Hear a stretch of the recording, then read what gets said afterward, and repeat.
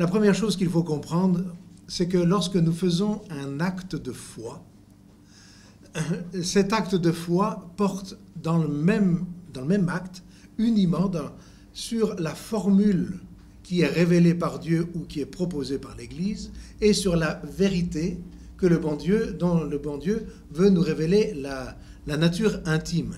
Par exemple, lorsque je fais un acte de foi dans la Sainte Trinité, que je crois qu'il y a un seul Dieu en 3 personnes, et que chacune de ces personnes est Dieu tout entier, eh bien, mon acte de foi porte en même temps, dans le même mouvement, sur la formule qui me révèle ce mystère et sur le mystère lui-même. Le mystère me demeure inaccessible, et pourtant je le crois, je l'atteins véritablement, et je l'atteins dans la formule même où le bon Dieu me l'a révélé. Et donc c'est quelque chose de très important, et de connaître le sens exact des mots que le bon Dieu emploie, ou que la Sainte Église emploie, pour que nous puissions véritablement atteindre le mystère, non pas atteindre quelque chose d'un peu éthéré, d'un peu obscur, mais d'atteindre la vérité du mystère lui-même. Et c'est, comme on vous l'a dit tout à l'heure, le bon Dieu, comme l'Église, s'adresse au sens commun, c'est-à-dire à cet exercice élémentaire de l'intelligence humaine. Mais qui dit sens commun, dit en même temps que c'est accessible à tout le monde, et en même temps que c'est un appel pour que nous allions plus loin que ça, pour pénétrer davantage dans le mystère, pour exercer la foi catholique, non pas d'une manière autre, mais d'une manière qui soit pour nous plus réelle, plus approfondie. Il y a entre le sens commun et la doctrine et la philosophie la même différence qu'il y a entre le catéchisme élémentaire et puis la science théologique. Et vous avez tout un ensemble de degrés différents. Vous avez le catéchisme de la première communion, qui est très bien pour ceux qui se préparent à la première communion. Mais ça ne suffit pas pour la vie tout entière. Vous avez le catéchisme pour adultes, et puis vous avez le catéchisme du Concile de Trente, et puis vous avez une théologie élémentaire, comme le dit saint Thomas, pour les débutants dans sa somme théologique, et puis vous avez des ouvrages de théologie comme les commentaires des sentences de saint Thomas ou des commentaires de la somme théologique qui sont nettement plus complexes. Il y a une continuité et chacun est appelé à aller plus haut, à aller plus profondément pour que notre intelligence soit de plus en plus saisie par la vérité divine, illuminée par la révélation du bon Dieu, et que nous nous mouvions entièrement dans la lumière de la révélation. Dans ce que les théologiens appellent la révélation virtuelle, c'est-à-dire cette vérité révélée, cette lumière divine qui met notre intelligence en marche pour que notre intelligence comprenne, qu'elle scrute, qu'elle contemple, qu'elle applique dans la vie quotidienne, cette vérité que le bon Dieu nous a révélée. Il nous l'a révélée pour que nous la croyions, mais il nous l'a révélée parce qu'il nous est indispensable de la croire, parce qu'elle est notre fin dernière, parce qu'elle est l'intime même de la vie chrétienne. Le mystère de la Sainte Trinité, c'est la vie chrétienne, puisque la grâce est l'habitation de la Sainte Trinité dans notre âme. Et ainsi, il doit y avoir une progression permanente dans la charité, parce que c'est la progression essentielle de la vie chrétienne, mais la progression dans la charité entraîne nécessairement une progression dans la foi et dans l'espérance, et il faut que cette foi devienne de plus en plus vive, de plus en plus précise, de plus en plus apte à discerner la vérité de l'erreur, à être appliquée chaque jour. Et donc, un acte de foi porte en même temps sur la formule et sur la réalité. Sur la réalité atteinte dans la formule, sur la formule qui reçoit sa justification de la vérité qui nous est révélée. Et donc, on ne peut pas se dispenser de connaître et d'essayer de comprendre ce que le bon Dieu nous dit lorsqu'il nous révèle les mystères les plus hauts et les plus inaccessibles, qu'il les rend accessibles par la lumière de la foi, qu'il les rend accessibles parce qu'il nous les exprime dans des paroles humaines, et qu'il les rend accessibles parce qu'il nous donne l'intelligence qui doit donc de mieux en mieux pénétrer ces paroles humaines. Alors nous allons simplement passer en revue quelques-unes des notions que nous avons apprises dès le catéchisme, et qui ne sont pas qui sont des notions de la philosophie naturelle, qui sont des notions que l'on comprend déjà au niveau du sens commun et qu'il faut pénétrer toujours davantage. Comme on vous l'a annoncé tout à l'heure, il faut d'abord parler de l'analogie, alors que l'analogie ne va pas nous servir directement pour comprendre la nature d'un sacrement ou pour comprendre ce qu'est une personne dans la Sainte Trinité, mais il faut bien parler de l'analogie. L'analogie, c'est quelque chose qui se passe dans l'intelligence humaine pour connaître la vérité.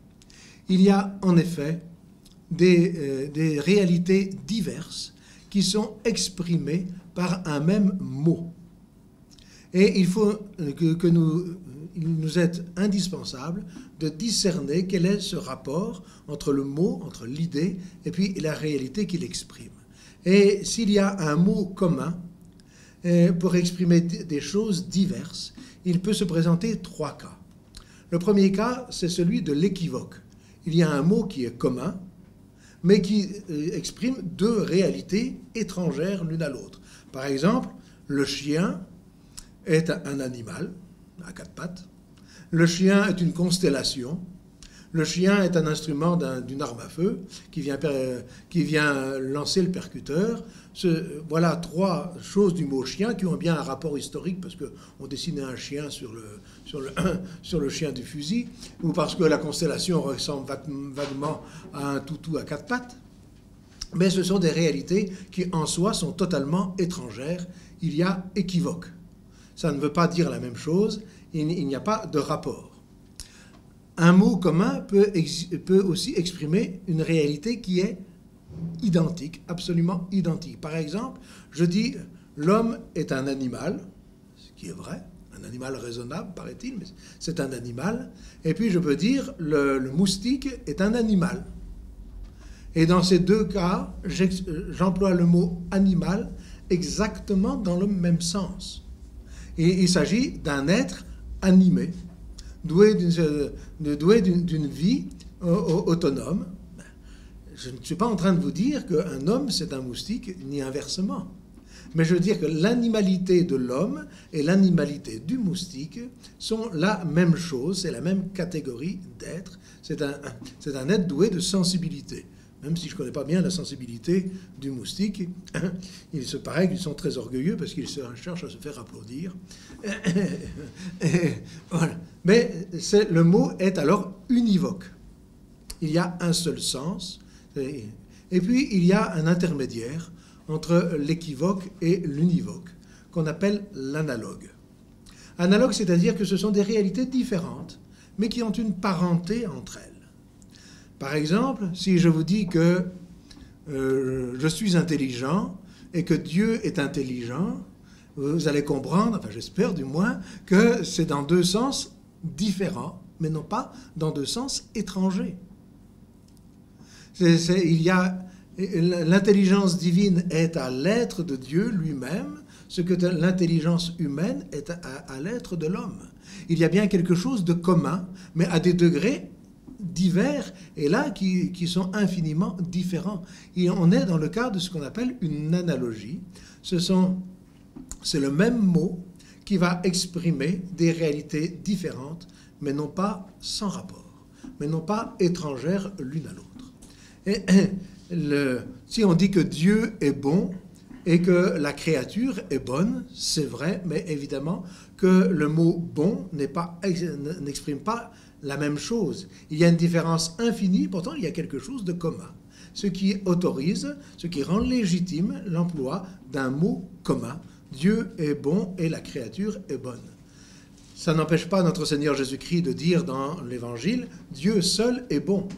Parce qu'il lui seul est la bonté même, la bonté subsistante, la bonté infinie, que la bonté de la créature est une bonté relative, mais c'est une bonté réelle. Et le fait de l'analogie va nous permettre d'atteindre les réalités divines à partir des réalités humaines. Alors, on distingue deux sortes d'analogies, et entre ces deux analogies, il y a analogie. Ce n'est pas du tout la même analogie. La première, est celle qui nous fait un peu comprendre ce qu'est une analogie, c'est ce qu'on appelle l'analogie d'attribution. On dit, par exemple, d'un animal qu'il est sain, S-A-I-N, et puis qu'il a un air sain, et qu'il y a aussi une atmosphère ou un climat qui est sain. La santé n'appartient qu'à l'animal. Un climat n'est pas sain ou n'est pas malade. Ça n'a pas de sens en lui-même, ça n'a de sens que par rapport à l'animal, parce que ce climat favorise la santé. Ou bien l'aspect extérieur de l'animal montre qu'il est en bonne santé. Seul l'animal est sain en lui-même, intrinsèquement, et que le climat n'est sain que par rapport à la santé de l'animal, parce qu'il la favorise. Ou l'air extérieur n'est sain que par rapport à l'animal, parce qu'il manifeste sa santé. C'est l'analogie d'attribution. Et il y en a une deuxième qui est beaucoup plus importante, c'est l'analogie de proportionnalité, dans laquelle la même réalité se réalise à des degrés différents. Et cela va nous permettre de remonter les degrés de l'être, justement pour aller jusqu'à Dieu. Dans notre connaissance, nous commençons par la connaissance des créatures. Le bon Dieu, nous ne le voyons pas. Le bon Dieu, nous n'en avons pas l'évidence. Nous commençons par la connaissance des créatures. Et il y a dans les créatures, il y a dans la création de la bonté. On voit, il y a des gens qui sont bons. Il y a du bon pain, il y a des bonnes gens, il y a des bons moments, il y a toutes sortes. L'idée de bon se forme petit à petit. Et comme c'est une idée qui n'a pas de limite en elle-même, eh bien, je peux l'attribuer, et je dois l'attribuer, à celui qui est la source de toute bonté, c'est-à-dire au bon Dieu lui-même. Je vais l'attribuer en disant Dieu est bon, mais tout de suite je vais corriger. Dieu est bon. Mais il n'est pas bon comme la créature est bonne. Il est la bonté même. Il est infiniment bon, pas simplement dans une question de degré, mais parce qu'il est la bonté éternelle subsistante. Et donc je vais remonter de la bonté que j'ai apprise dans ma famille, en voyant mes parents, en voyant... voilà, je vais remonter jusqu'à la bonté de Dieu, et ça va être vrai pour l'intelligence, ça va être vrai pour l'être, ça va être vrai pour tout ce qui n'a pas de limite en soi. Par exemple, je ne peux pas dire « j'ai un corps », et donc, finalement, je remonte et le bon Dieu a un corps. C'est pas possible. Parce que le fait d'avoir un corps, c'est quelque chose de limité. C'est quelque chose qui fait que je suis à gauche et pas à droite, que je ne suis pas tout puissant parce que je suis limité et que je vieillis. Alors, ce n'est pas une notion que je peux attribuer à Dieu en lui-même, parce c'est une notion qui est limitée. Tandis que la bonté, que l'intelligence, par exemple, ou que la sainteté, eh bien, sont des choses qui sont en elles-mêmes sans limite, mais qui vont se réaliser à des degrés divers. Et on sera alors dans un cas d'analogie. Et cette analogie ne sert pas simplement pour remonter de la créature jusqu'à Dieu, c'est bien le premier usage qu'on en fait, mais pour appliquer dans des situations diverses des mêmes notions, des mêmes notions qui ne seront pas identiques et ne seront pas étrangères. Par exemple, je peux parler de la matière et de la forme d'une statue. La matière, elle est en marbre. Sa forme, c'est Napoléon à Austerlitz. Bon, voilà. Je parle de la matière et de la forme d'une statue, mais je vais appliquer ça analogiquement, eh bien, à la matière et à la forme d'un sacrement. Évidemment que c'est tout à fait différent. Il n'y a pas de sacrement en marbre et il n'y a pas de sacrement de Napoléon. Mais il va y avoir un rapport identique entre la matière et la forme dans une statue et la matière et la forme dans un sacrement. Ça sera tout à fait autre chose, mais il y aura bien quelque chose de commun, c'est le même rapport. Et quand on va discerner dans des rapports ainsi identiques, on va appliquer analogiquement des notions. Et donc nous avons bien besoin de savoir ce qu'est l'analogie pour ne pas imaginer quelque chose, par exemple, si je dis qu'il y a un péché matériel et un péché formel. Un péché matériel, c'est une action qui est contraire à la loi du bon Dieu. Et péché formel, c'est une action que je fais délibérément, sachant qu'elle est contraire à la loi du bon Dieu. Et un péché matériel, c'est donc un acte qui est en lui-même mauvais. Mais si je ne le fais pas exprès, ou si je suis absolument persuadé que cet acte est bon, que je dois le faire, il n'y aura pas péché formel, pas nécessairement péché formel, donc il y aura simplement un péché matériel. Un péché matériel, ce n'est pas rien, mais ce n'est pas un péché. Ce n'est pas rien si j'ai calomnié quelqu'un en étant persuadé que ce que je disais était vrai, que c'était certain et que c'était mon devoir de le dire. Il n'empêche que j'ai fait une vraie calomnie, que je dois rétracter, que je dois réparer. Mais en attendant, je n'ai pas fait de péché. J'ai appliqué donc... Et alors si je commence à dire, mais il n'y a pas de matière sans forme, ce qui est vrai dans l'ordre métaphysique, on dit, dans le péché, ça n'existe pas, votre histoire de péché matériel, ça ne va plus, c'est simplement analogique. Et donc il faut bien que je sache qu'il s'agit de domaines différents et que je ne peux pas appliquer univoquement, de la même façon, bêtement, on pourrait dire, eh bien, les propriétés d'un côté aux propriétés de l'autre. Il y a dans l'intelligence une souplesse nécessaire qui, à chaque instant, doit s'exercer pour atteindre la réalité, pour ne pas se laisser aveugler par les mots, pour ne pas se laisser aveugler par l'idéologie, c'est-à-dire dans laquelle l'idée prend le pas sur la réalité, mais il faut que j'adapte sans cesse. Et c'est bien ce que fait l'Église, c'est bien ce que fait le bon Dieu dans la révélation. Il emploie des mots humains, sinon on ne pourrait pas les comprendre. Il emploie des mots humains pour exprimer des réalités divines. Et donc il les exprime avec une certaine analogie. Le meilleur exemple, ce sont les paraboles de l'Évangile. Lorsque notre Seigneur nous dit « Le royaume des cieux est semblable à un homme qui emporte la semence pour mettre dans son champ », personne n'imagine que le royaume des cieux, c'est une forme humaine avec quelqu'un qui sème. Mais tout le monde voit bien que le royaume des cieux se répand, se grandit à la manière d'une semence, et donc le terrain dans lequel la semence va tomber est d'une très grande importance. Et toutes les paraboles sont ainsi des analogies, et que nous comprenons. C'est extraordinaire, les paraboles, parce que tout le monde peut les comprendre. Tout le monde peut les comprendre, mais nous voyons bien que c'est analogique, ce que notre Seigneur exprime, c'est une vérité sur un point. Voilà. Le royaume des cieux est semblable à un roi qui fait des noces pour son fils. Voilà, et bien c'est le point d'analogie, c'est que le bon Dieu nous invite aux noces de son Fils avec la nature humaine à prendre part dans le corps mystique de notre Seigneur Jésus-Christ et à être la couronne de gloire de notre Seigneur. Personne n'imagine un festin, le ciel, un festin avec un banquet, des chandeliers et des gâteaux. Ce n'est pas possible. Il y a simplement une analogie, il y a un rapport, et pour nous faire comprendre cela, eh bien, on utilise une parabole. Et nous voyons bien que lorsque nous allons exprimer des mystères, comme le mystère de la Sainte Trinité, par exemple, nous allons employer des mots, nature, personne, relation, des mots que nous tirons de notre expérience quotidienne, qui nous permettent d'exprimer un mystère, mais qu'évidemment que dans l'expression de ce mystère, ces mêmes mots vont avoir une signification beaucoup plus haute et qu'il faut regarder comme tels pour ne pas matérialiser les mystères qu'on exprime. Et donc, dès l'enseignement du catéchisme, eh bien, nous avons ainsi employé des mots qui sont issus de la philosophie naturelle, parce qu'on nous les a appris et qu'ils sont indispensables pour que nous connaissions la révélation divine.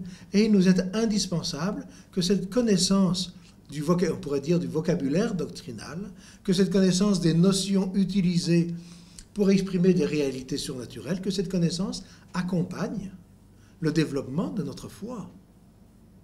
Il y a des gens qui disent « Ah, mais vous comprenez, moi j'ai la foi du charbonnier. » Mais la foi du charbonnier, c'est une chose extraordinaire pour les charbonniers. C'est-à-dire pour ceux qui, au fond des bois, faisaient le charbon de bois, qui vivaient tout seuls dans la forêt. Mais la foi du charbonnier pour un évêque, par exemple, on dira ça ne va pas du tout. Il faut qu'il ait une connaissance qui soit proportionnelle à son intelligence, à son devoir d'État, à la mission qu'il a reçue. Et il faut que cette connaissance de la doctrine et des instruments de la doctrine augmente avec la foi. Sinon, la foi devient étrangère à l'intelligence. Et l'intelligence se développe, parfois admirablement, et la foi demeure dans son expression de la première communion. Jusqu'au jour, ça paraît ridicule. Comment est-ce que j'ai pu croire ça? Et on en voit tout promener, d'autant plus facilement que c'est quand même gênant, que ça suppose du renoncement, que ça suppose des efforts, alors c'est quand même gênant. Et donc, nous avons ce devoir. Ce n'est pas une sorte de devoir qui est imposé de l'extérieur par une loi spéciale, c'est dans la nature même des choses, ce devoir de connaître ces notions que l'Église emploie pour exprimer le mystère et donc pour nous faire atteindre la réalité. Ces notions ne sont pas une sorte d'obstacle à la réalité. On est obligé de passer par là, mais quelle misère de devoir passer par là. Mais non, c'est le procédé que le bon Dieu lui-même emploie, parce que quand il a inventé ce qu'est la foi, eh bien, il a inventé que la foi doit être exprimée par des paroles humaines, qu'elle est une lumière divine, mais une lumière divine qui adapte l'intelligence au mystère. Pas une lumière divine qui se promène entre les étoiles, mais qui est bien donnée à notre intelligence, pour que notre intelligence, dans son fonctionnement, eh bien, soit adaptée au mystère que le bon Dieu veut nous révéler. Mystère, donc, encore une fois, dont la connaissance nous est indispensable pour savoir qui nous sommes, pour savoir où nous allons, pour savoir quels moyens le bon Dieu nous donne pour y aller, pour savoir quelle est la nécessité de notre salut, et ainsi de suite. Alors, nous allons faire perpétuellement usage d'analogies, en employant des mots dans des sens différents, mais non pas étrangers du tout. Parce que si c'était étranger, ça ne nous révélerait rien. Alors, prenons les mots comme ils viennent. Le premier mot, c'est nature. Qu'est-ce que c'est que la nature? Aristote avait coutume, et c'est une excellente coutume, quand devant une nouvelle notion, d'y aller petit à petit pour pénétrer cette notion et de commencer par ce qu'il appelle la définition nominale. Que signifie le mot nature? Bien, le mot nature, ça signifie ce qu'on apporte en naissant. En naissant, qu'est-ce que j'apporte? J'apporte ma nature. Je suis né homme. Je suis né avec la nature humaine, c'est ma dotation, on peut dire, c'est ma dotation de naissance. Qu'est-ce que j'ai? C'est la nature humaine. Alors évidemment qu'il faut approfondir cela. La nature, c'est ce qui nous rend homme. La nature humaine, c'est ce qui nous rend homme, comme la nature canine, c'est ce qui rend un chien, chien, et que la nature aqueuse, c'est ce qui fait que de l'eau est de l'eau. Voilà. C'est donc ce qu'on appelle, d'un autre côté, l'essence, ce qu'est la réalité intime d'une chose, ce qui fait qu'elle est ce qu'elle est. C'est son essence. Mais la nature apporte quelque chose de particulier, c'est l'essence comme principe d'opération, comme se manifestant à l'extérieur, comme engendrant des opérations, comme nous faisant vivre, s'il s'agit de la nature humaine. De même que l'eau, la nature de l'eau se manifeste dans le fait qu'elle est liquide, enfin au moins certaines températures, qu'elle mouille, et qu'elle a cette faculté de dissoudre, de ioniser des tas de produits. Voilà. Alors, c'est donc la nature, c'est notre essence, c'est ce qui fait que nous sommes hommes, que nous avons la nature humaine, mais en tant qu'elle est principe d'opération, qu'elle nous fait vivre, qu'elle nous fait agir comme des hommes. Et alors, de cette notion de nature, la nature humaine, tout le monde comprend ce qu'est la nature humaine, eh bien, on va monter à la nature angélique, même si ça nous demeure assez mystérieux, mais on va dire la nature des anges, c'est d'être des purs esprits. On n'a pas encore dit, parce que les anges sont tous de nature différente, voilà, mais déjà, on voit en gros, puis la nature divine, c'est ce qui fait que Dieu est Dieu. Ce qui fait que Dieu est Dieu, c'est lui-même, c'est qu'il est Dieu, c'est pour nous plus ou moins inexprimable, mais je vois bien que j'emploie le mot nature dans un sens différent. Parce que ma nature à moi, ma nature humaine, c'est quelque chose qui vient limiter mon être. Le fait que je sois un homme fait que je ne suis pas autre chose. Que j'ai une nature limitée, que mon être est mesuré, est limité à certaines choses, parce que je ne suis qu'un homme. Tandis que la nature divine n'est pas une limitation. La nature divine détermine ce qui est Dieu, mais le mot déterminer déjà ne va plus, parce que déterminer, il y a terminé dedans. Or, Dieu n'a pas de terme. Mais je vois bien que la nature divine, c'est ce qui fait que Dieu est Dieu. Et que cette nature divine, eh bien, c'est Dieu lui-même. C'est analogue à la nature humaine, sauf qu'en Dieu, cette nature est infinie. Cette nature ne limite pas Dieu. C'est que Dieu est Dieu. Et puis cette notion de nature, eh bien, donc nous allons l'utiliser dans l'expression du mystère de la Sainte Trinité, en disant que les trois personnes divines sont consubstantielles, c'est-à-dire qu'elles sont une seule et même nature, numériquement une seule nature, un seul être.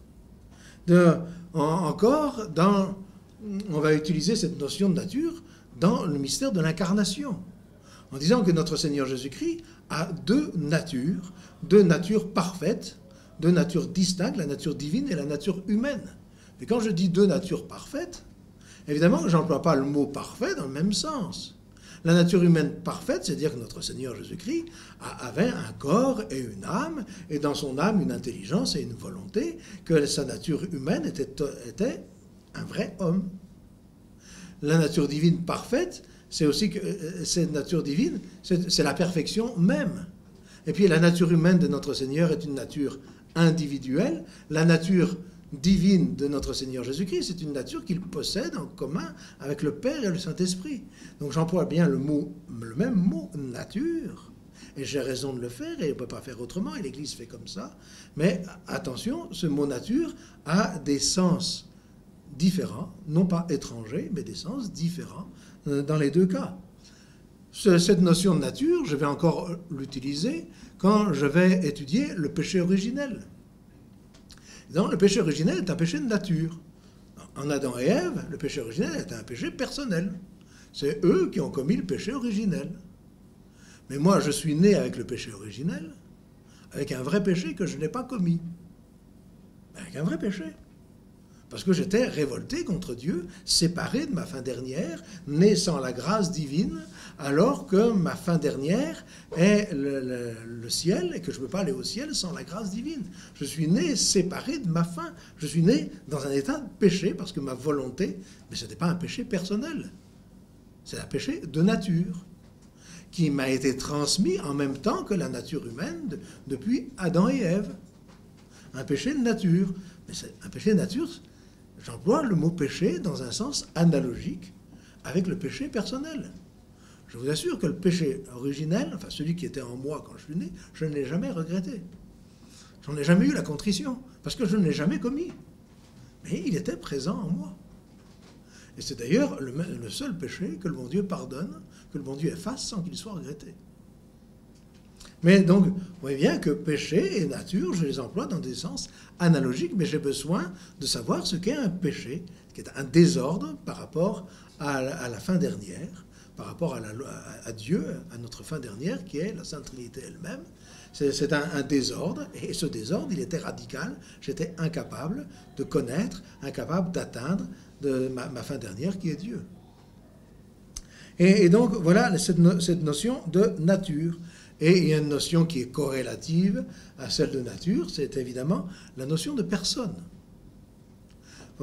Pour le sens nominal du mot personne est assez étonnant. C'est ce qui porte le son au loin, c'était des masques de théâtre, dans le théâtre antique.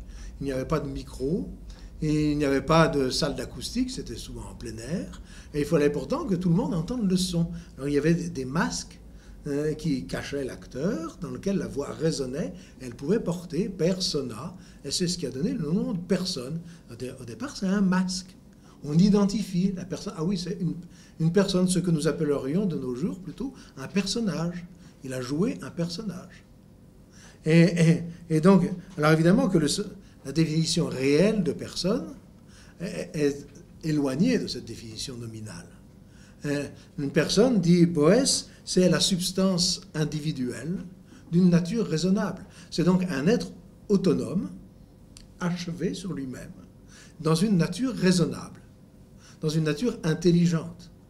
Et il y a donc la personne humaine, c'est à partir de l'homme que nous atteignons, que nous formons la notion de personne. Voilà. Et puis ensuite, nous allons l'appliquer aux personnes angéliques, Saint Michel, Saint Raphaël, Saint Gabriel.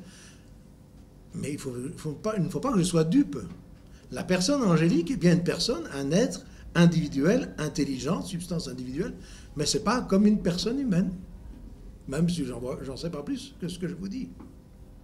Et puis, on va l'appliquer en Dieu. En Dieu, il y a 3 personnes, et qui pourtant vivent d'une seule et même existence. Alors je vois bien que cette notion de personne ne vient pas de l'autonomie, mais vient des relations d'opposition entre le Père et le Fils, parce que le Père engendre le Fils, et que le Fils est engendré par le Père, et que le Saint-Esprit procède du Père et du Fils. Ce sont bien des personnes, ce seront 3 personnes, mais c'est évidemment dans un sens qui est beaucoup plus élevé, et qui me demeure assez mystérieux, mais que j'atteins réellement par la notion de personne connue à partir de la personne humaine.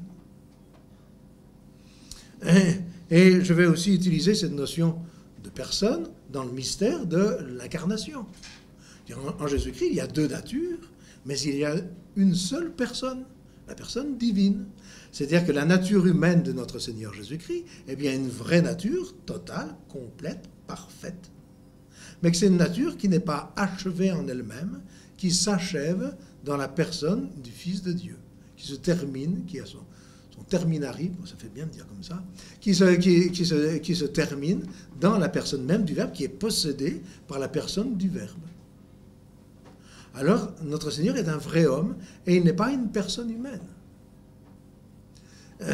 Et donc, je vais aussi employer cela. Cette notion de personne, je vais l'employer dans la connaissance du mystère de la rédemption. Le péché originel est un péché de nature. Enfin, en nous, il nous a été transmis par la nature humaine. La rédemption de notre Seigneur Jésus-Christ ne va racheter notre nature que par notre union personnelle à notre Seigneur Jésus-Christ. Je suis né avec le péché originel, et qu'est-ce qui a effacé en moi le péché originel? Ce n'est pas une opération de notre Seigneur sur ma nature, c'est le fait que ma personne a été incorporée au corps mystique de notre Seigneur Jésus-Christ. C'est par union personnelle à la rédemption même que je suis purifié du péché originel, et que cette rédemption qui vient à ma personne, eh bien, va évidemment rejaillir sur ma nature, mais il va rester la blessure dans la nature, qu'il va falloir réparer tout au long de la vie, enfin, en tout cas, essayer de ne pas l'aggraver. Mais la rédemption est quelque chose de personnel.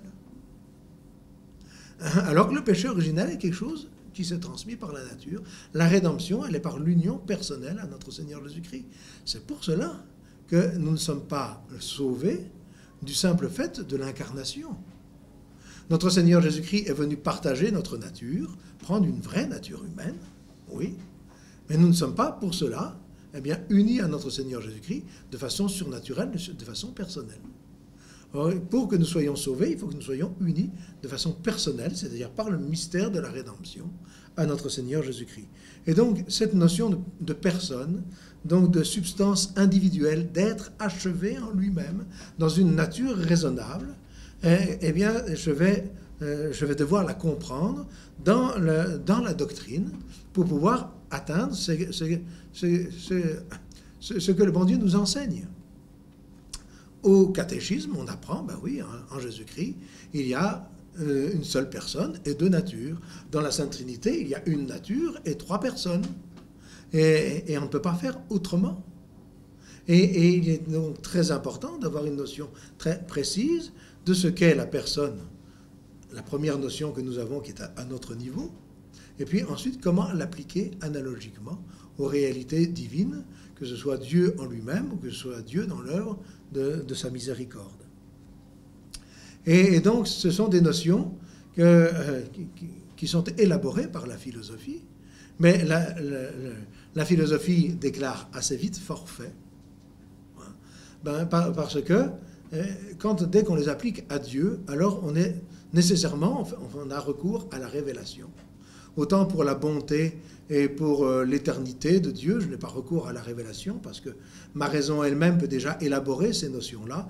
Dès que je vais parler de nature et de personne, ou je vais entrer dans les mystères de la Sainte Trinité ou de l'incarnation, eh bien la philosophie va vite s'arrêter, mais elle va s'enrichir de ce contact avec la théologie, avec la révélation, parce que on peut voir dans la révélation des applications analogiques inimaginables, inconcevables pour la philosophie, dans la réalité même de Dieu.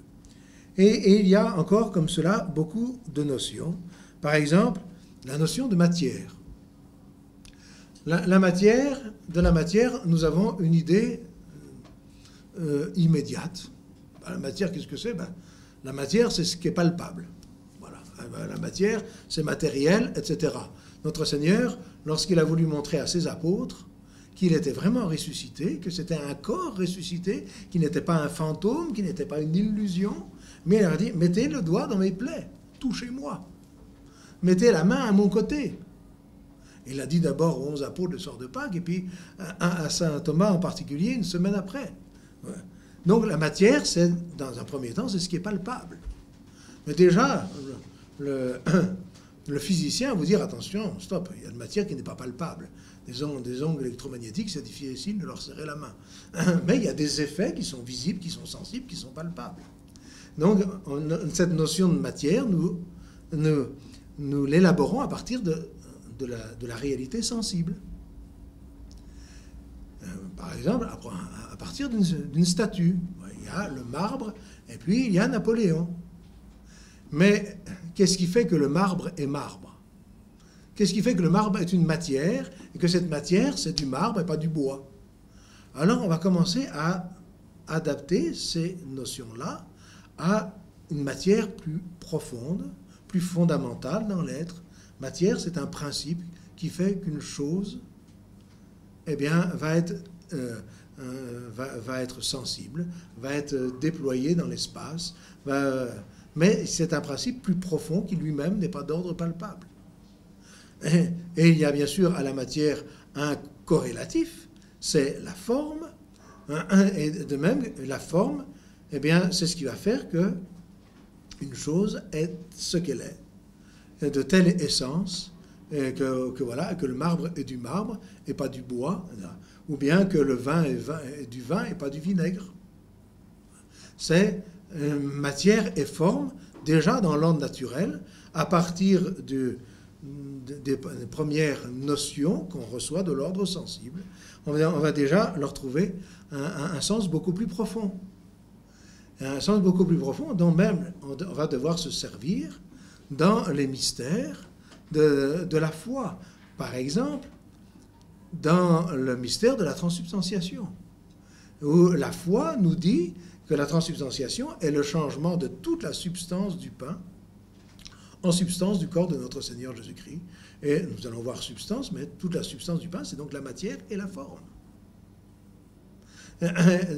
Et donc, ce sont encore des notions qu'il va falloir élaborer, affiner, approfondir, appliquer à des mystères tout à fait divins, que nous ne connaissons que par la foi, mais que nous devons exprimer par ces mots qui est chargé de sens et d'un sens bien précis. Et les mots de matière et de forme, eh bien, on va aussi les appliquer dans les sacrements ou dans le péché, et nous allons le voir. Mais il faut bien comprendre d'abord que, même dans la philosophie naturelle, on va passer du niveau sensible, du niveau second, peut-on dire, du niveau de la quantité, au niveau de l'être lui-même. Je prends un exemple. La matière, c'est très difficile à exprimer parce que c'est inintelligible en soi. Ce n'est intelligible que dans ses effets. C'est ce principe qui demeure sous les différents changements. Par exemple, j'ai une bouteille de vin. Et, malheur à moi, je la laisse se piquer, ça devient du vinaigre. Le vin et le vinaigre, ce n'est pas la même chose. Ce n'est pas du tout la même chose. Pas moyen de s'y tromper. Bon, mais je peux bien dire, ce vin est devenu ce vinaigre. Qu'est-ce qui a changé? Ce qui a changé, c'est la forme. Le principe qui fait que le vin était du vin a changé, et que maintenant il y a un autre principe qui fait que cette boisson, enfin ce liquide, plus exactement, c'est du vinaigre. Mais en même temps, je vois bien qu'il y a une identité dans le changement. C'est bien ce vin-là qui est devenu ce vinaigre. Le vin qui était dans cette bouteille, c'est lui qui est devenu du vinaigre là. Il y a un principe permanent. Ce principe permanent, c'est ce qu'on va appeler la matière, dans l'ordre matériel. Et puis, il y a la forme qui change, et qui fait qu'il n'y a plus de vin, mais il y a du vinaigre. Et donc il y a une opposition de deux principes, un principe permanent et un principe qui change. Un principe qui fait que l'être est matériel, un principe qui fait que l'être est de telle nature et non pas d'une autre nature. Eh bien, cette opposition-là, on va l'appliquer au sacrement. On va dire, dans les sacrements, le sacrement est un signe, encore une notion qui vient de la philosophie, un signe sensible qui produit ce qu'il signifie.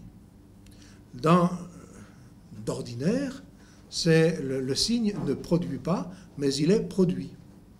Quand je vous dis que la fumée est le signe du feu, je vous dis que c'est le feu qui produit la fumée, et que la fumée n'en est que le signe. Mais quand on va dire qu'un sacrement est un signe, alors on va corriger cette notion de signe pour dire, mais là, c'est un signe qui est efficace, c'est-à-dire qui va produire. Le sacrement va produire ce qui est signifié. Par exemple, la grâce baptismale, la purification de l'âme, est bien produite dans l'âme de l'enfant, parce que c'est cela qui est signifié par le rite extérieur. Pas par la vertu même du rite extérieur, par la vertu de l'institution divine. Verser de l'eau sur le front de quelqu'un n'a pas en soi le pouvoir de purifier l'âme du péché originel et d'infuser la grâce divine. Personne ne le dit. C'est de par l'institution divine, mais le signe va produire ce qu'il signifie. Et on va dire, ce signe sacramentel, il est composé de deux éléments, de la matière et de la forme, qu'on va utiliser dans un sens analogique.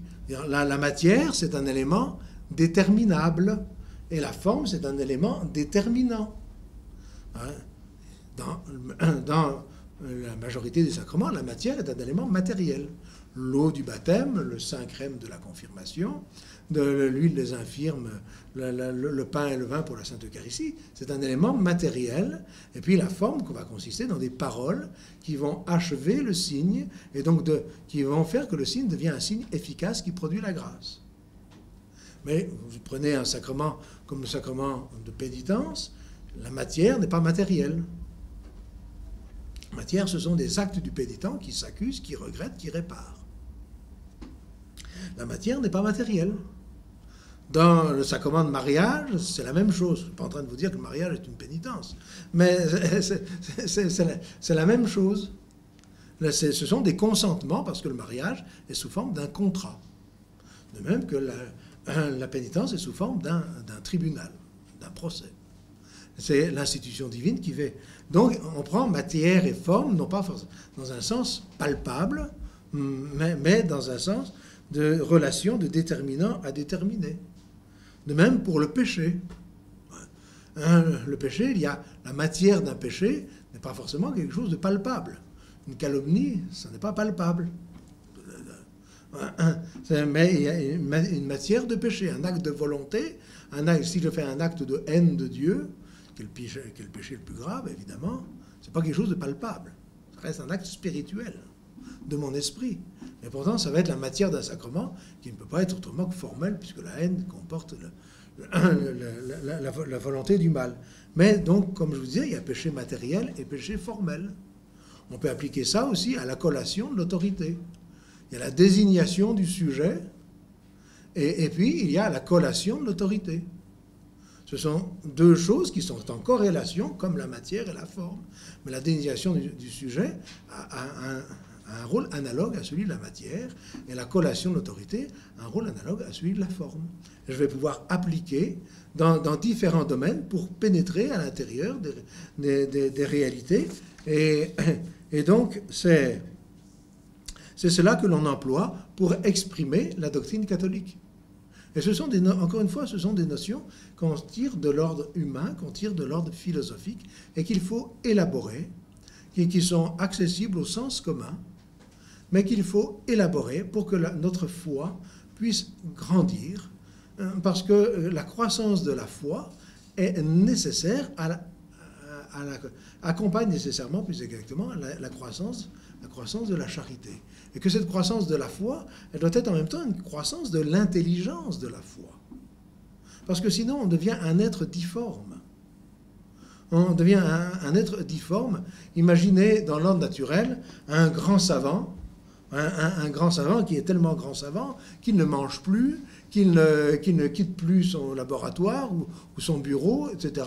Il devient un être difforme, tout d'un coup un malade, etc., avec des idées extraordinaires, mais il va mourir avec, c'est tout ce qu'il va faire. On dit, bah oui, c'est très bien, c'est un grand savant, mais il faut d'abord qu'il apprenne à parler comme il faut, et il faut ensuite qu'il vive, qu'il garde sa santé, et puis on va dire, et dans l'ordre spirituel, il faut qu'il acquiert une connaissance qui soit en rapport avec les talents que le bon Dieu lui a donnés. Donc, il y a, corrélative à la notion de matière, il y a la notion de forme. Ce qui fait qu'un être est ce qu'il est. Et cette notion de forme, donc, elle va être dans les sacrements, dans le péché, comme nous l'avons vu, elle va être aussi dans l'union de l'âme et du corps, dans la constitution même de la nature humaine, où le Concile de Vienne, si mes souvenirs sont bons, enseigne que l'âme humaine est la forme du corps. C'est ce qui donne au corps humain d'être un corps humain. Un corps humain sans âme n'est pas un corps humain. C'est un cadavre. Ou au moment de la conception, ce n'est pas encore un corps humain. Il faut une infusion de l'âme. Et le pape Boniface IX, je crois, enseigne que l'âme est créée par un acte spécial de Dieu, dans le cas de la nature humaine. Parce que c'est une âme qui est un principe spirituel qui vient animer une nature animale et qui se fait de cette nature animale, qui n'est pas animale, qui n'est même pas principalement animale, qu'elle est une nature raisonnable et qui fait de l'homme quelque chose d'extrêmement bizarre, à la limite du monde matériel, animal, et du monde spirituel, participant aux deux. Et comme ce n'était pas assez bizarre, et en plus le péché originel qui est venu là au milieu, et qui a introduit le désordre, ce qui fait que quand on se regarde dans la glace, on se dit quand même, qu'est-ce que je suis bizarre. Et déjà Saint Paul le disait, non pas en se regardant dans la glace, mais en disant, malheureux que je suis, je ne fais pas le bien que je voudrais faire, et je fais le mal que je ne voudrais pas faire. Et donc, on apprend au catéchisme que l'âme est la forme du corps. Oui, mais c'est bien compliqué à comprendre, c'est vrai, mais donc c'est un principe qui fait que l'homme est un homme sans âme, ça n'existe pas, qui fait que l'homme est un homme, et comme c'est un principe spirituel, c'est un principe qui va pouvoir durer après la séparation du corps, c'est-à-dire après la mort. C'est un principe aussi qui fait qu'il faut que le corps ait lui-même une certaine forme matérielle, c'est le mot jure, pour que l'âme puisse y rester. Si on vous coupe la tête, votre corps n'a plus les dispositions nécessaires pour que l'âme y reste. Il reste du côté tête ou du côté corps. Et donc on meurt, évidemment. On meurt. Et il faut donc une certaine disposition de la matière qui est nécessaire au départ de la vie, quand Dieu crée, anime, et qui est à la fin de la vie, quand il n'y a plus cette disposition, par maladie, par vieillesse, par accident, eh bien, le corps ne supporte plus l'âme, et donc il y a séparation de l'âme et du corps. Alors le corps n'est plus un corps humain, c'est un cadavre. C'est un cadavre, c'est-à-dire c'est un amas de matières diverses qui vont se décomposer bien rapidement. Et l'âme, elle, étant un principe spirituel, bien continue à exister d'une existence indépendante, mais pas d'une existence personnelle. Parce que la personne, nous l'avons vu, c'est la substance complète. Or, une âme séparée n'est pas une substance complète. Elle est bien individuelle, ce n'est pas un grand sac avec toutes les âmes mélangées. Mais là, il y a une certaine dissolution de la personne dans la mort. ce qui n'a pas été le cas pour la mort de notre Seigneur Jésus-Christ, puisque sa personne est divine. C'est d'ailleurs pour cela que on ne parle pas de cadavre de notre Seigneur Jésus-Christ, mais de son corps, parce qu'il est encore uni à la divinité, et qu'il y a encore, donc, il y a encore un principe d'unité que n'a pas un cadavre ordinaire. Mais donc, l'âme est la forme du corps. Et puis, il y a d'autres notions encore, et qui sont bien nombreuses. Il y a la substance. La définition nominale, substance, c'est-à-dire ce qui se tient dessous. C'est-à-dire la réalité intime d'une chose. Qu'est-ce que c'est cette chose? La substance, c'est ce qui se manifeste en premier à notre intelligence. Un enfant, quand il y a quelque chose qu'il ne connaît pas, qu'est-ce qu'il va demander à sa maman jusqu'à ce qu'il ait une réponse? Maman, qu'est-ce que c'est? Quel est cet être-là? Et deuxième question corrélative immédiatement, maman, à quoi ça sert? Cette cause extrinsèque qui est la finalité. Qu'est-ce que c'est et à quoi ça sert? Ce sont deux choses qui sont vraiment en corrélation. Et tant qu'il n'aura pas une réponse, eh bien, il va dire, sa maman lui dit, je ne sais pas, eh bien, l'enfant ne sera pas satisfait. Mais à quoi ça sert? À rien. Ah non, non, c'est pas vrai, il n'y a pas de choses qui ne servent à rien. Au moins, ça sert à faire parler les curieux. Mais et parce que c'est ce qui se présente d'abord à notre intelligence. Et donc, c'est la réalité intime d'une chose. Et la substance, c'est donc cette réalité individuelle, ce à quoi il appartient d'exister en soi. Une substance, c'est ce qui existe en soi. Voilà, c'est de l'eau, c'est un homme, c'est une planète, c'est ce qui existe en soi et non pas dans un autre. Après, on va voir qu'il y en a sont des tout accidentels, et puis il y en a une unité vraiment. Mais déjà, c'est ce qui existe en soi. Et on va distinguer la substance de l'accident. L'accident, c'est ce qui existe dans un autre. La blancheur n'existe pas. Elle n'existe pas en elle-même. Personne n'a vu la blancheur. On a vu la blancheur de quelque chose. La blancheur d'un mur, la blancheur d'une peau, la blancheur de... Mais la blancheur en elle-même, ça n'existe pas. Allez chez le droguiste pour lui demander « Donnez-moi 1 kilo de blancheur », et il vous dira « Ben oui, c'est avec un rouleau de ligne de mire et 1 kilo de pression, peut-être, oui. » Ça n'existe pas en soi. C'est un accident, c'est quelque chose qui arrive. Un accident, c'est quelque chose qui arrive. Malencontreusement, c'est en automobile, mais c'est quelque chose qui s'ajoute. Qui s'ajoute à tous les ennuis qu'on a, s'ajoute encore celui d'un accident. C'est quelque chose qui va exister dans autre chose.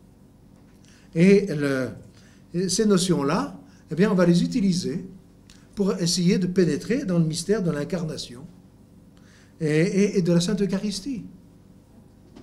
Mais on va les utiliser pour montrer qu'il y a, et dans l'incarnation, et dans la Sainte Eucharistie, des miracles où la puissance de Dieu s'exerce sur les sources même de l'être.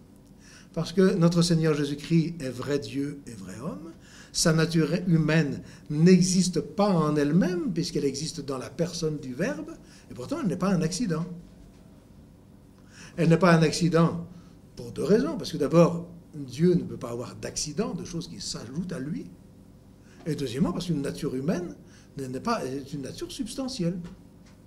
Mais là, il y a une substance qui existe dans une personne divine, achevée, terminée, assumée par une personne divine.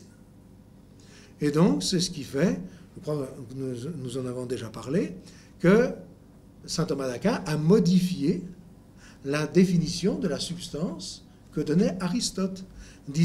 Aristote disait, une substance, c'est ce qui existe en soi. Et saint Thomas dit, la substance, c'est ce à quoi il convient d'exister en soi. Sa nature, c'est d'exister en soi, mais il peut se faire qu'une substance existe dans un autre. On ne connaît qu'un cas, c'est le mystère de l'incarnation. L'accident, c'est, dit Aristote, ce qui existe dans un autre, dans un sujet qui n'est pas lui-même. Voilà, la vertu, dans un homme, personne n'a vu la vertu en elle-même. Vertu, non. Mais il y a la vertu de quelqu'un. Il y a la science de quelqu'un. Il y a le poids de quelqu'un ou de quelque chose. Le poids en lui-même, ça ne veut rien dire. C'est un accident. Mais Aristote disait c'est ce qui existe dans un autre. Mais il se trouve que dans le mystère de la Sainte Eucharistie, toute la substance du pain est transformée dans la substance du corps de notre Seigneur Jésus-Christ, mais les accidents du pain demeurent. Et ils demeurent sans sujet. Ils demeurent sans sujet propre. C'est-à-dire, en fait, ce qui tient lieu de sujet, c'est lui-même un accident, c'est l'accident de la quantité. Et donc, saint Thomas a modifié la définition d'Aristote. Ce n'est pas ce qui existe dans un autre, c'est ce à quoi il convient d'exister dans un autre. Mais il se peut que miraculeusement, il en soit autrement. C'est le cas dans la Sainte Eucharistie et il n'existe pas d'autre cas. Mais il faut bien... Donc, la substance est la réalité intime d'une chose et l'accident, c'est ce qui vient s'ajouter et qui peut arriver ou partir sans que la substance en soit modifiée. Encore, il faut bien s'entendre en cela. Un homme, depuis le moment où il est un tout petit bébé jusqu'au moment où il est un vieillard chenu, c'est toujours le même. Mais évidemment que tous les accidents ont changé. Sa taille, son poids, son lieu, etc. Et puis le biologiste va vous dire, vous savez, il n'y a plus une cellule à la fin qui soit une cellule de départ. C'est peut-être vrai, peut-être faux, j'en sais rien. Je n'ai pas marqué mes cellules pour savoir ce qu'elles devenaient. Mais oui, peut-être. Mais c'est toujours le même. Les accidents ont changé. La substance est demeurée identique. Et votre voiture, si vous la repeignez en rouge ou en bleu blanc rouge, si vous voulez, c'est toujours la même. C'est accidentel. Et donc, il y a la substance, c'est la nature intime d'une chose. Et l'accident, c'est ce qui arrive, qui vient exprimer la substance, qui vient enrichir la substance, mais qui n'existe que dans la substance. Mais il y a évidemment des accidents qui sont des accidents, j'allais dire des accidents accidentels, et puis il y en a qui sont beaucoup plus substantiels. En ce sens que le fait pour un homme d'avoir des lunettes, c'est parfaitement accidentel. Il peut enlever ses lunettes, il est toujours un homme intègre, même s'il y voit mal. Bon, voilà. Mais maintenant, on coupe un bras. Un manchot est encore un homme. Il ne faut pas leur dire qu'ils ne sont pas des hommes, ce serait... Mais on voit bien que ce qui lui manque, c'est un accident et ce n'est pas un accident. C'est bien quelque chose qui fait partie de son intégrité. Et donc, dans les accidents, on peut encore distinguer des accidents plus accidentels les uns que les autres. Et Aristote dit que dans l'être, dans ce qui existe réellement, concrètement, ce qui existe, eh bien, ce qui existe est soit substance, soit accident. Ça existe soit en soi-même, soit dans un autre. Et ensuite, il énumère 9 accidents pour dire, ben oui, la qualité, il y a plusieurs sortes de qualités, et la quantité, et les relations, et le lieu, et la position dans le lieu, et ainsi de suite. Ce sont des accidents. Mais pour essayer de comprendre un peu, pour exposer en tout cas le mystère de la Sainte Eucharistie, ou bien le mystère de l'incarnation, il faut encore connaître ce que sont la substance et les accidents.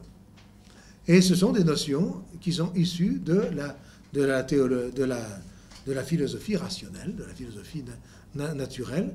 Mais nous voyons bien que pour exercer la foi, pour défendre la foi, pour pénétrer un peu dans les mystères de la foi, pour savoir ce qu'est la vérité révélée et la distinguer de ce qui n'est pas la vérité révélée, j'ai besoin de le savoir. Je n'ai pas besoin d'être un philosophe de profession, mais j'ai besoin de réfléchir, j'ai besoin d'élaborer, j'ai besoin de pénétrer à l'intérieur de cela, parce que je ne peux pas faire autrement. Je ne peux pas faire autrement parce que c'est ma nature, et je ne peux pas faire autrement parce que c'est la nature de la foi. C'est la nature de la foi de s'exprimer par des formules, parce que Dieu parle en paroles humaines, parce que l'Église nous enseigne les formules de la foi, et qu'on ne peut pas s'en passer, et qu'elles ne sont pas un intermédiaire, elles ne sont pas un écran, elles sont l'objet de la foi dans le même acte que la réalité surnaturelle qu'elles expriment. Et puis, il y a encore beaucoup d'autres notions qui sont issues de de la philosophie naturelle. Par exemple, la notion de société.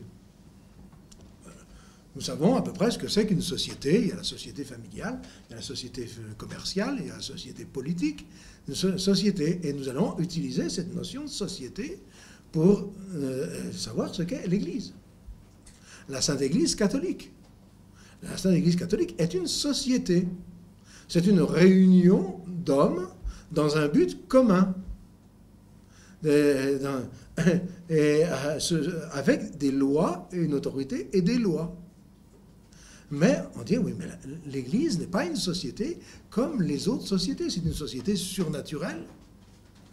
C'est une société surnaturelle, c'est le corps mystique de notre Seigneur Jésus-Christ.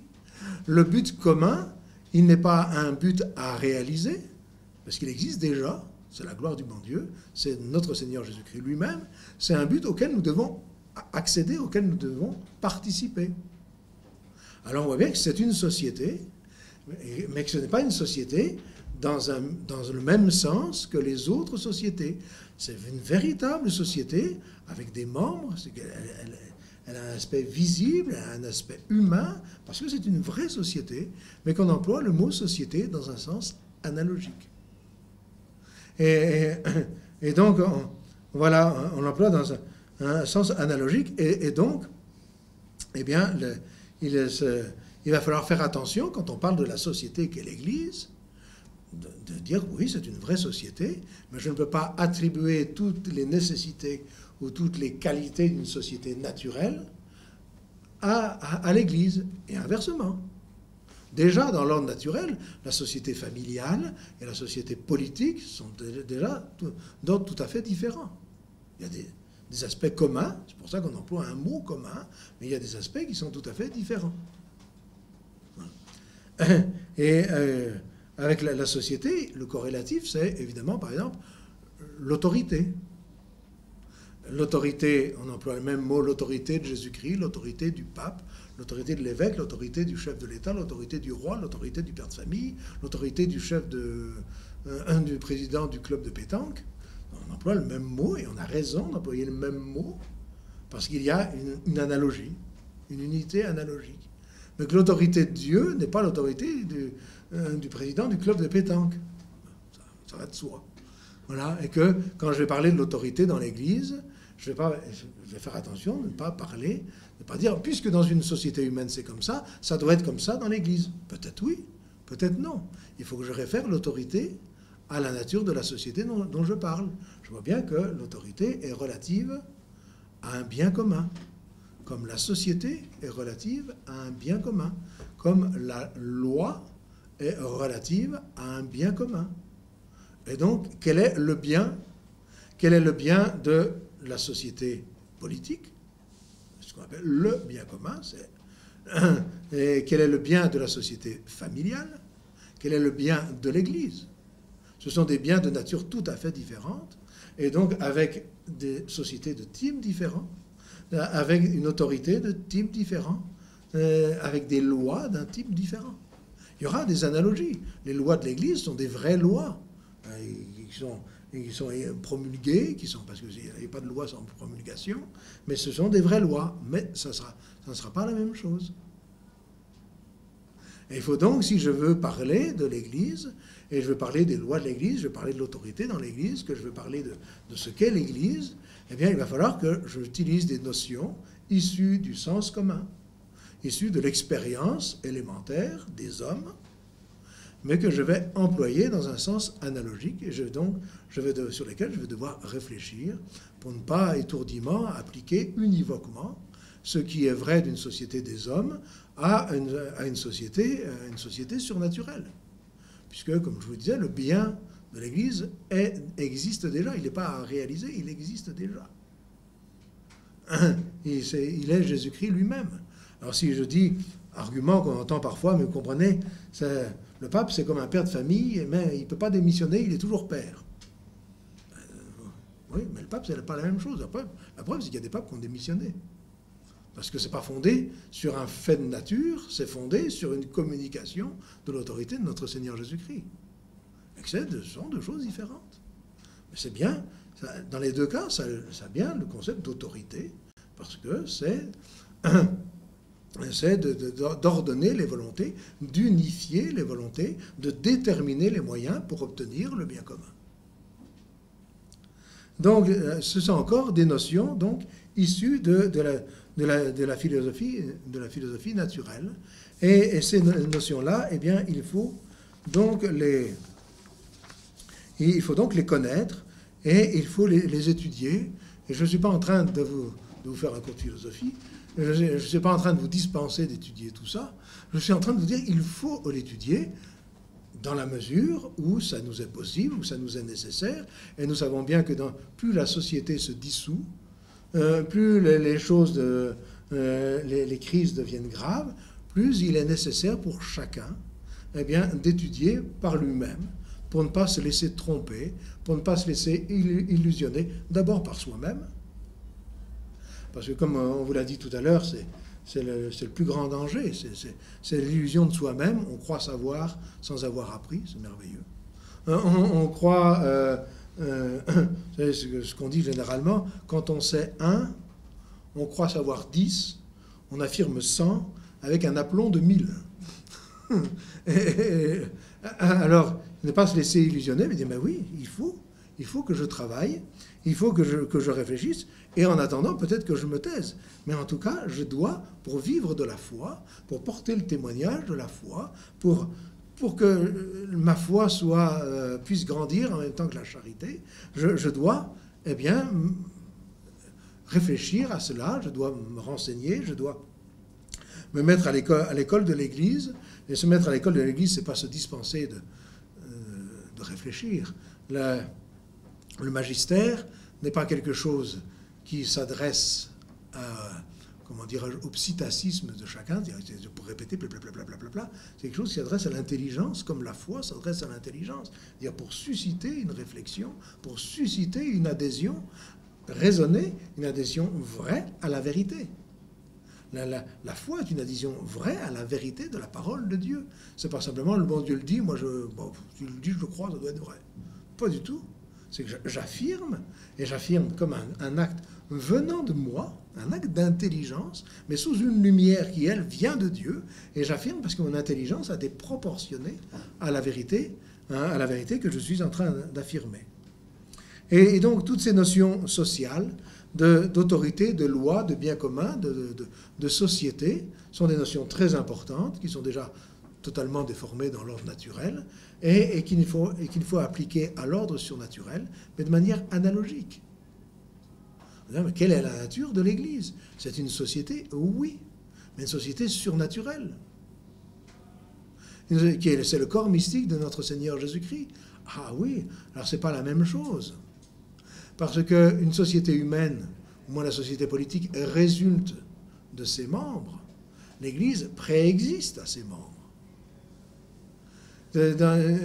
J'appartiens à l'Église par une union personnelle à notre Seigneur Jésus-Christ. J'appartiens à la société à la société française, parce que je suis né en France, de parents français, etc. J'ai été socialisé déjà par ma famille, par les circonstances, et ça peut changer. Je peux quitter la France pour partir en Australie et demander la nationalité vénézuélienne, il n'y a aucun problème. Je ne peux pas quitter l'Église. Il n'y a aucune obligation d'être français pour être sauvé, rassurez-vous. Mais alors qu'il y a une obligation d'être catholique pour être sauvé, et ainsi de suite. Donc tout cela, je dois faire la part des choses, je dois réfléchir, qu'est-ce qui est commun, qu'est-ce qui est différent. Il y a encore d'autres choses, par exemple, le principe de ce qu'est une cause et ce qu'est un effet. Parce qu'on va parler de la causalité des sacrements. La cause principale et la cause instrumentale. Je sais bien ce qu'est une cause principale et une cause instrumentale. Si je prends un marteau pour enfoncer un clou, je suis la cause principale, c'est moi qui enfonce le clou, mais je me sers d'un instrument parce qu'avec les poings, c'est pas très pratique, et que je transmets ma volonté, que je transmets mon influx au marteau, parce que lui, il a une vertu propre que je n'ai pas, qui est d'être très dur et d'être massif, encore que, bon, et voilà. Et je vais appliquer ça au sacrement. Sacrement, instrument de la grâce, instrument de la passion.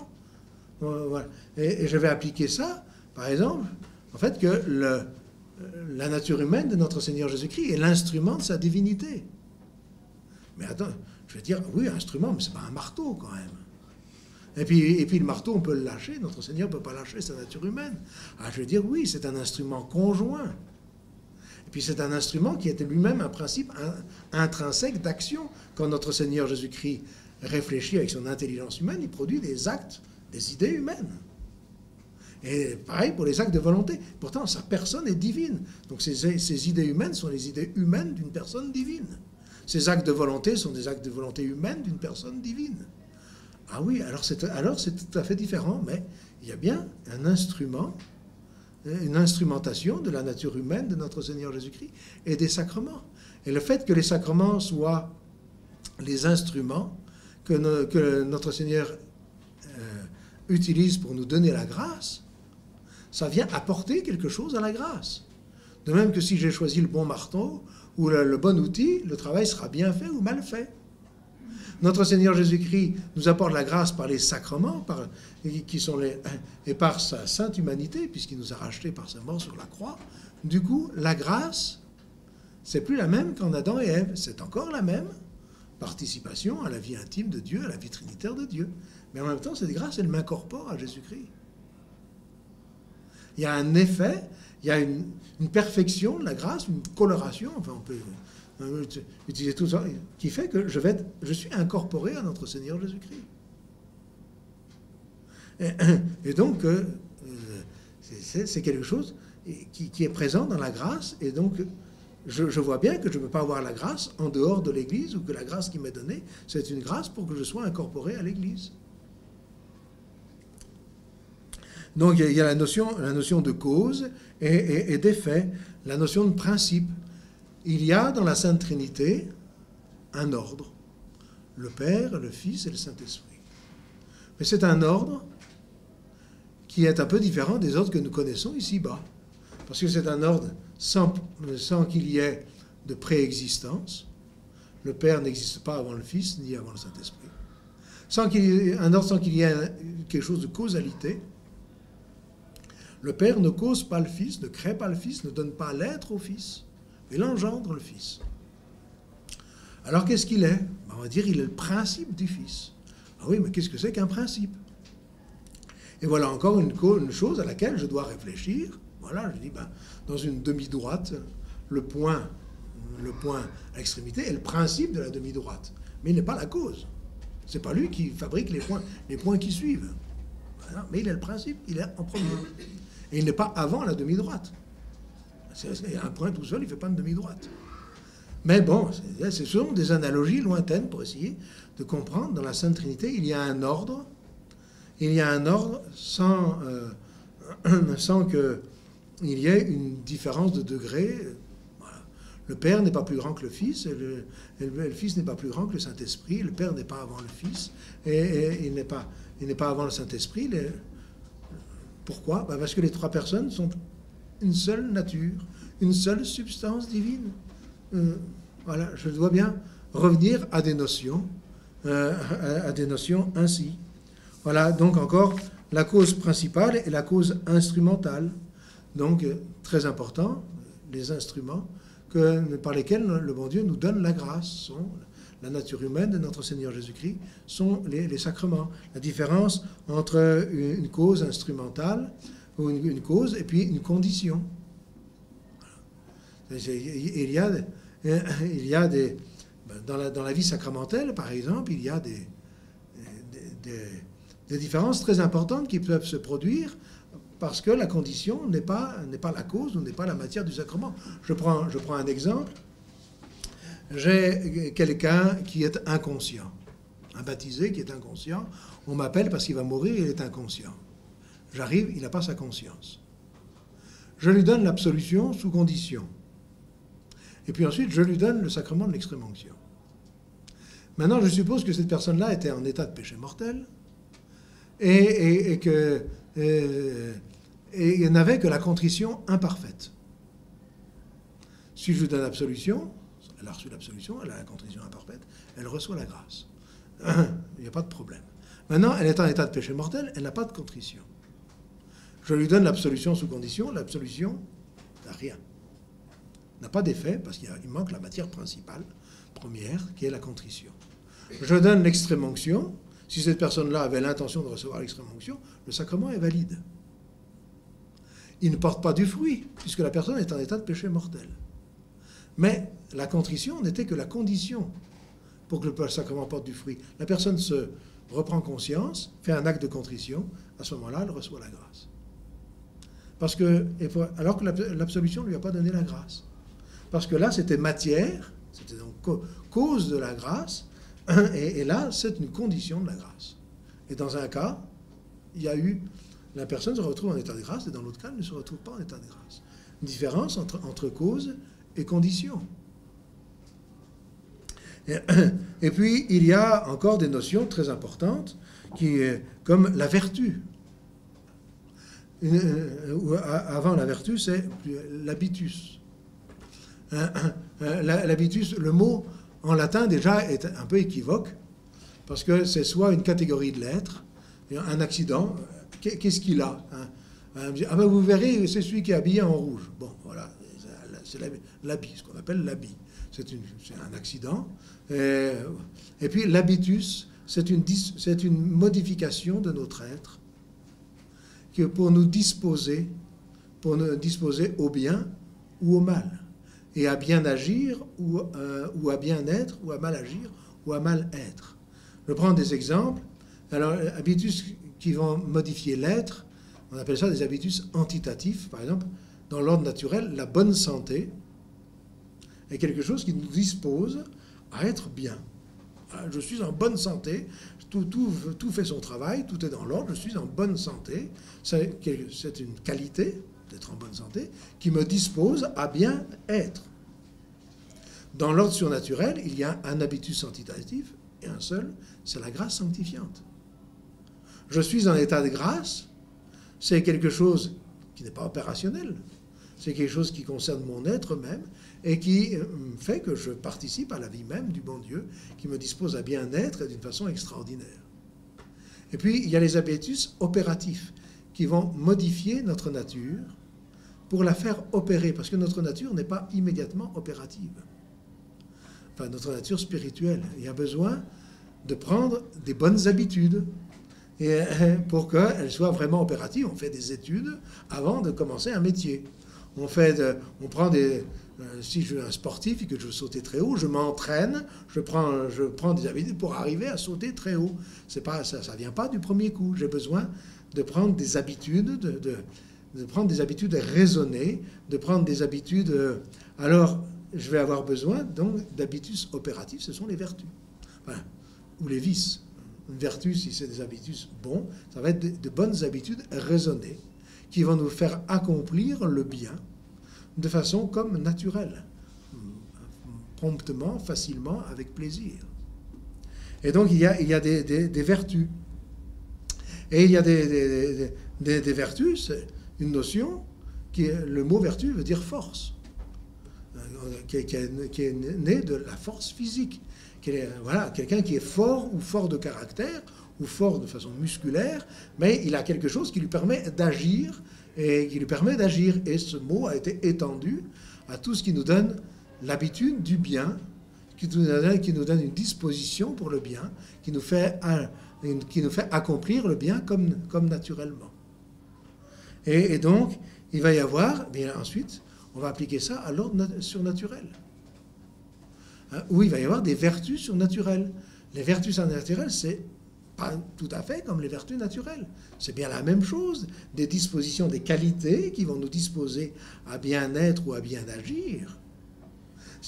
Mais ce n'est pas la même chose, parce que la vertu naturelle, elle n'est qu'un principe de facilité. La vertu de justice me fait faire des actes de justice facilement comme naturellement. Mais je peux très bien accomplir un acte de justice sans avoir la vertu de justice. Tiens, aujourd'hui, j'ai envie de rendre la monnaie. Bon, voilà, je fais un acte de justice sans avoir la vertu. C'est un tout petit commencement. Si j'ai l'intention de continuer, ça va être un... Tandis que je ne peux pas faire un acte surnaturel sans la vertu surnaturelle. Je ne peux pas faire un acte de justice surnaturelle sans avoir la justice surnaturelle. Elle n'est pas un principe de facilité, elle est un principe d'opération. Et dans cette opération, le principe de facilité, ça sera la vertu naturelle. Donc j'ai besoin, dans la vertu surnaturelle, de la vertu elle-même pour faire un acte surnaturel de justice, et j'ai besoin de la vertu naturelle pour que ce soit facile. Mais si je n'ai pas la justice surnaturelle, je ne peux pas faire d'acte. Donc je vois bien qu'il y a déjà des différences. Il y en a beaucoup d'autres. La vertu naturelle, elle est acquise par la répétition des actes. La vertu surnaturelle, elle est infuse par la grâce divine. Donc ce sont des choses tout à fait différentes. Et pourtant, il y a bien quelque chose de commun. Et il va falloir que je réfléchisse à ce qu'est la vertu chrétienne, c'est-à-dire l'union de la vertu surnaturelle et de la vertu naturelle. Et je dis, ben oui, la vertu naturelle est l'instrument de la vertu surnaturelle. Mais l'instrument qui rend les choses faciles. Mais que je pourrais faire sans la vertu naturelle, parce qu'il faut bien commencer un jour. Et donc, ces notions qui, encore, sont issues donc de la réflexion naturelle, de la philosophie naturelle, dans le sens le plus large. Et puis, il va y avoir des vertus intellectuelles, puis il va y avoir des vertus morales, et des vertus pratiques, et des vertus pour agir, et des vertus de connaissance. Et puis, il va y avoir des vices. Le vice, c'est l'habitude du mal. Alors, il n'y a pas de vice surnaturel, évidemment. C'est une évidence. Mais par exemple, ce qu'on appelle couramment les péchés capitaux sont des vices capitaux. Ce sont des mauvaises dispositions, mauvaises habitudes qui nous entraînent vers ce mal-là. Et qui si je suis alcoolique, je suis alcoolique même quand je ne suis pas en état d'ébriété. Il y a quelque chose de permanent. Il y a quelque chose de... Voilà, donc... Et puis, il y aurait encore les notions de bien, de vrai, de beau, qu'on va appliquer à Dieu. Dieu est la vérité. Et notre Seigneur nous l'a dit. Je suis la vérité. Mais la vérité, de façon différente que il fait beau, c'est une vérité. Il fait beau, c'est une vérité parce que mon esprit saisit ce qui est et exprime vraiment ce qui est. Mais notre Seigneur est la vérité parce que lui, il est la cause des choses. Parce qu'il fait les choses. Parce qu'il leur donne leur vérité aux choses. Il leur donne leur être, leur vérité. Parce que moi, je suis dans la vérité parce que je reçois l'être des choses. Je connais l'être des choses. Je suis dépendant. Notre Seigneur est créateur. Et c'est vrai pour le bien. C'est vrai pour la beauté. Et ainsi de suite. Donc, on pourrait... Mais je vais m'arrêter, rassurez-vous. On peut prendre comme ça beaucoup de notions qui sont élaborées par les hommes dans la réflexion, dans le sens commun. Et il faut bien se garder de gauchir, de détourner, de dénaturer, que ce soit par paresse spirituelle, que ce soit pour justifier ses passions, que ce soit par faiblesse d'esprit, on se laisse entraîner, que ce soit aussi malheureusement par manque de société, parce qu'on a besoin d'une société pour connaître, une famille qui nous transmet, on a besoin d'une société pour... Et alors, si on n'a plus toutes ces notions-là, on devient plus ou moins incapable, mais la grâce de Dieu, bon Dieu, demeure transcendante, et le bon Dieu peut créer lui-même, directement dans un esprit, ces notions-là, dont l'esprit a besoin. On devient plus ou moins incapable, sans cela, eh bien, d'exprimer la foi, de réfléchir sur la foi, de l'appliquer et d'en porter témoignage. Et alors, ce qui se passe, c'est que, eh bien, on finit par porter témoignage de soi-même. On devient une sorte d'idéologue, voilà, où c'est mes idées sur la foi, mes idées sur la religion, mes idées, etc., ma conception de l'Église, ma conception de la vertu, ma conception de la vie chrétienne, toutes choses peut-être bien passionnantes pour vous, mais qui ne sont pas ce que l'Église nous donne et ce que le bon Dieu nous révèle.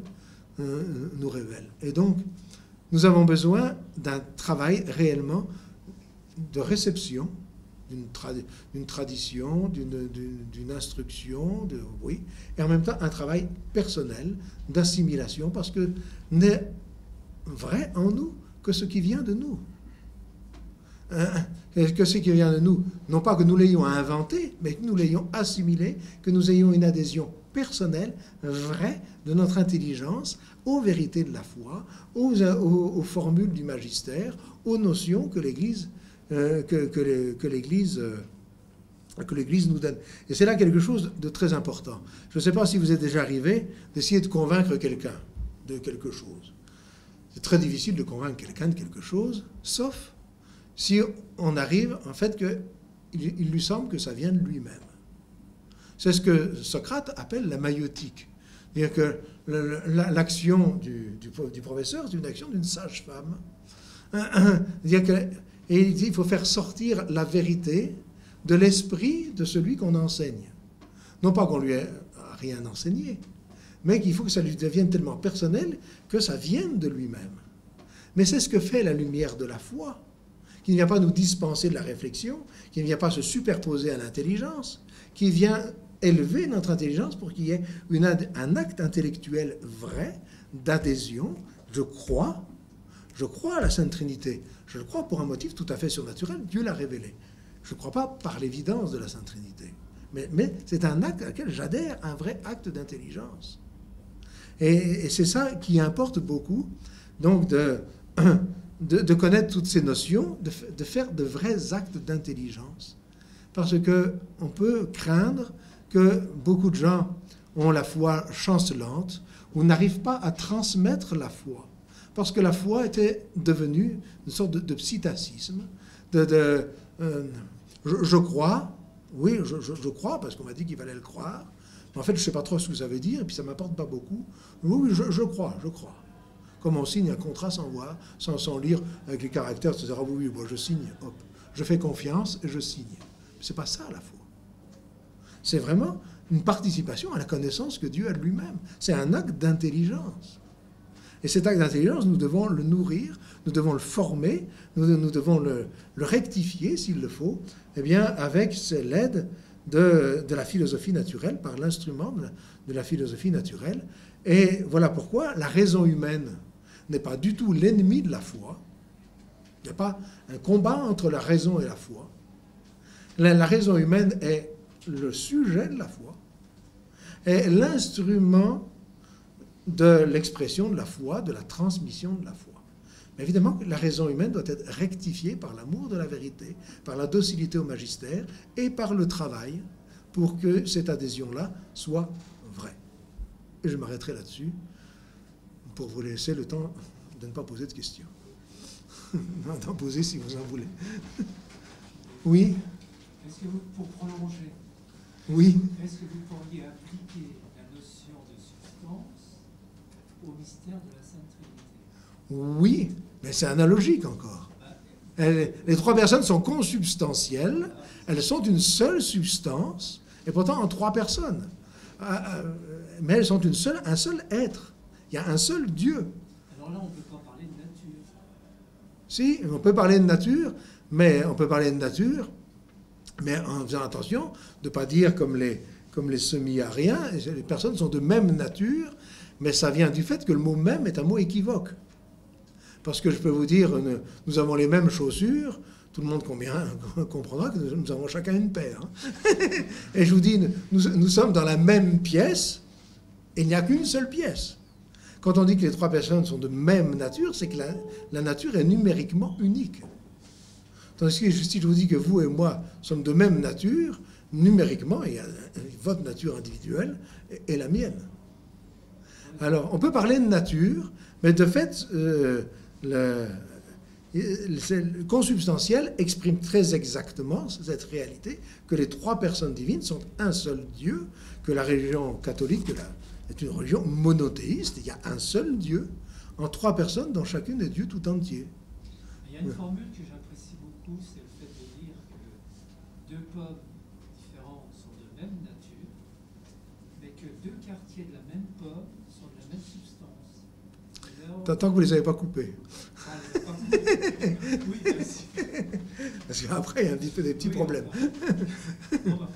Oui, Oui, mais chaque quartier de la pomme n'est pas la pomme tout entière. Parce que chaque personne divine est Dieu tout entier. Ah oui, oui. Il faut arrêter les comparaisons à temps. Peut-être une ambiguïté sur le mot même. Ah oui, le mot même est ambivalent. C'est ça. C'est soit sa similitude, soit identité. C'est ça. Identité numérique. Non, mais c'est une chose dont il faut tenir compte. Il y a des mots qui ont plusieurs sens. Eh bien, il faut dire dans ce sens-là. Et voilà, ça fait partie de l'exercice de l'intelligence humaine de bien préciser de quoi on parle, dans quel domaine, à quel niveau on se met, et dans quel sens on emploie tel mot. On ne peut pas faire autrement.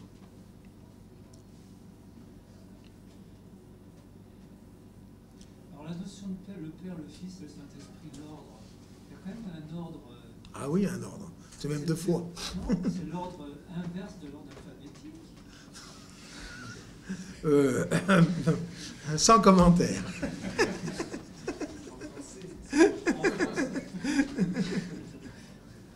Sans commentaire.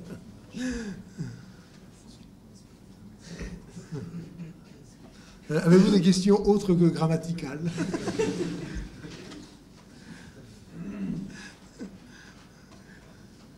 La notion de société, quand vous avez parlé au niveau Oui. culturel, la société, il y a quand même, on fait le distinguo entre société parfaite Oui, oui, moi et imparfaite.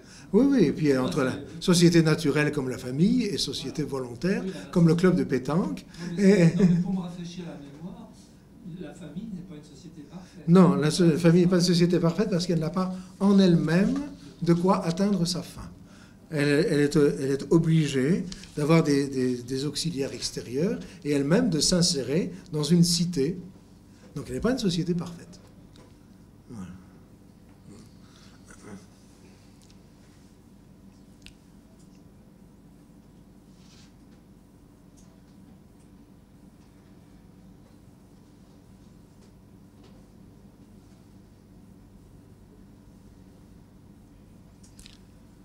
S'il n'y a plus de questions, je vous donne rendez-vous dans 5 semaines, a priori ici, mais enfin j'avais déjà dit ça la dernière fois. Donc, où il y aura deux conférences, je dis encore a priori parce que c'est une sur les préambula fidei, voilà, les préambules de la foi, et une sur le fidéisme, qui est un grand vice de la conception de l'intelligence et de la foi, et qui fait que la foi des catholiques était et est devenue très fragile. Mais un peu pour les raisons que je vous disais, qu'il y a ce manque d'adhésion vraie, réelle, de l'intelligence à la vérité. Mais c'est pour la prochaine fois, si vous n'êtes pas trop découragés.